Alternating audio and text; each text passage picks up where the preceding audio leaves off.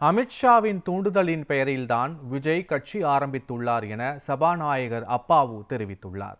நெல்லையில் செய்தியாளர்களை சந்தித்த அப்பாவு, விஜயின் தமிழக வெற்றி கழகத்திற்கு போடும் ஒரு ஓட்டு பாஜகவிற்கு போடும் 2 ஓட்டுகளுக்கு சமம் என்றும், பாஜக அரசு கொண்டு வந்துள்ள வெளிநாட்டு நிதி பங்களிப்பு ஒழுங்குமுறை சட்ட திருத்தத்தை திரும்ப பெற வேண்டும் என்றும் தெரிவித்தார். 2020 தொடங்கப்பட்ட PM கேர்ஸ் நிதியில் 2023க்குள் 13,000 கோடி ரூபாய் சேர்ந்துள்ளது என்று தெரிவித்த அவர், மாநில முதல்வர்களும் இதேபோல CM கேர்ஸ் நிதி தொடங்கி தணிக்கையின்றி நிதி திரட்ட பிரதமர் அனுமதிப்பாரா என்று கேள்வி எழுப்பியுள்ளார். மேலும் வரும் தேர்தலில் திமுக கூட்டணி 200க்கும் மேற்பட்ட இடங்களில் வெற்றி பெறும் என்றும், மீண்டும் ஸ்டாலின் தலைமையில் ஸ்டாலின் 2.0 ஆட்சி அமையும் என்றும் அவர் கூறினார். CM கேர் ஃபண்ட் ஆரம்பிக்கலாமா?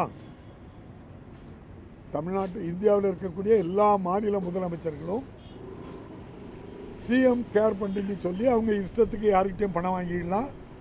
அதுக்கு யார்கிட்டையும் கணக்காக்க வேண்டிய அவசியம் இல்லை.